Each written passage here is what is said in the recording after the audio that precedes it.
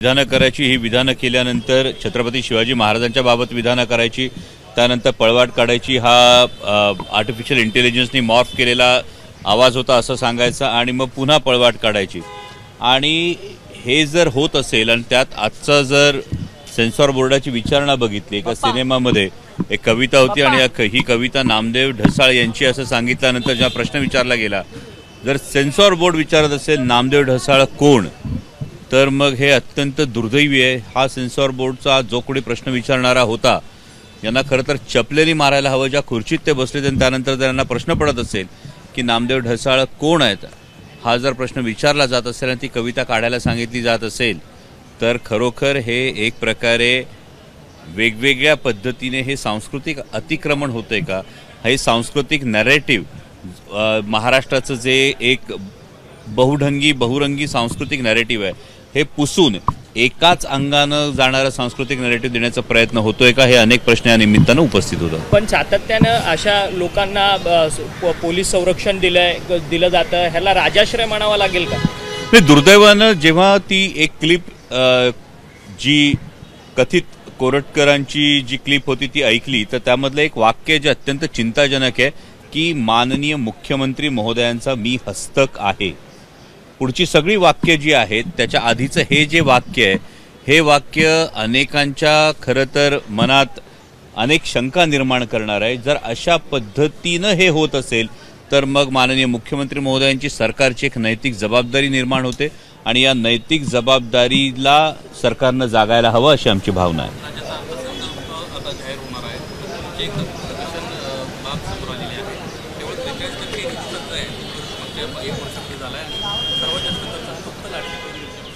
मला वाटतं माननीय अर्थमंत्री महोदयांनी याविषयीचा जर काही गैरसमज झाला असेल तर तो स्पष्ट करणं गरजेचं आहे, कारण केवळ 43% हा खर्च का करण्यात आला, मग ही महसुली तूट ही नेमकी का निर्माण झाली, 15 फेब्रुवारी नंतरच्या खर्चांना ही नेमकी कात्री का लावण्यात आली आणि फक्त मग लाडकी बहीण या एका योजनेपोटी एका डिपार्टमेंटचं परफॉर्मन्स चांगला राहिलाय का, या सगळ्या प्रश्नांची उत्तरं ही अनुत्तरित राहतात। स्वारगेटमध्ये बस डेपोमध्ये बलात्काराची घटना घडते, गृहराज्यमंत्री योगेश कदम हे त्या ठिकाणी जातात, पत्रकार परिषद घेतात।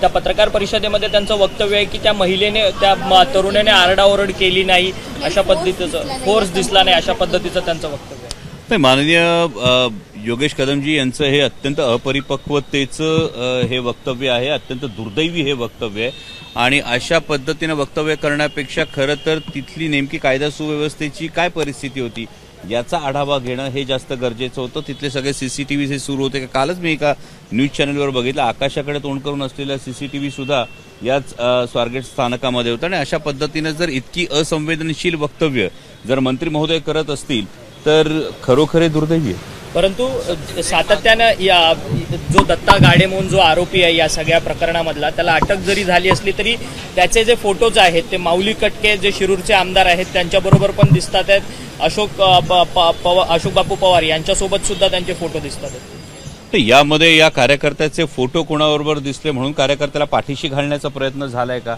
ही दुसरी गोष्ट फार जास्त महत्वाची आहे। तो जो कोणी नराधम आहे याला अटक झालेली आहे आणि याच्यावर लवकरात लवकर जी कठोर कारवाई आहे ती करण्यात यावी, हीच सगळ्यांची मागणी, हीच सगळ्यांची भावना आहे। अशोक बापूंचं असं म्हणणं आहे की तो दत्ता गाडे म्हणून जो आरोपी आहे तो माऊली कटकेंचा कार्यकर्ता आहे, सातत्याने उज्जैन महाकालची जी काही दर्शनं माऊली कटके घडवत होते त्याला सहकार्य करण्याचं काम त्यांचा कार्यकर्ता हा दत्ता गाडे करत होता।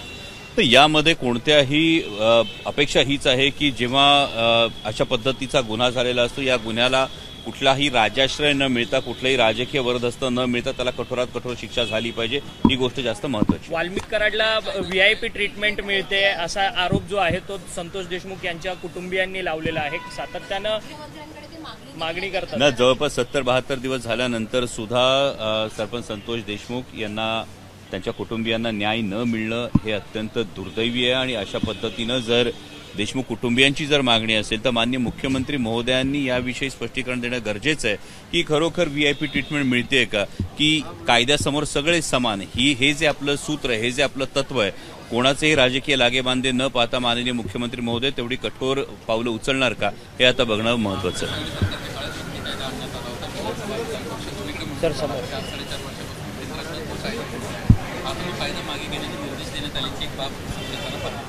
नाही, याविषयीची मी डिटेल माहिती घेतो आणि त्यानंतर त्याविषयी तर बाळासाहेब आजबे जे माजी आमदार आहेत त्यांचं एक अत्यंत महत्त्वाचं विधान आहे की मी मारल्यासारखं करतो तू रडल्यासारखं कर, असं फक्त सुरेश धस आणि वाल्मिक कराड हे एकमेकांच्या संदर्भात करतात कारण की या दोन्ही नेत्यांचे एकमेकांच्या सोबत गेल्या 20 वर्षांपासूनचे संबंध आहेत आणि तशा पद्धतीचं ऑडिओ क्लिप देखील ते म्हणजे त्यांनी दाखवलं, ऐकून दाखवलं. नाही, बाळासाहेब आजबेंनी हे जर विधान केलं असेल तर त्याविषयी त्यांनी आणखी स्पष्टता द्यावी. त्यांनी फक्त या गोष्टी सांगून बाजूला होऊ नये.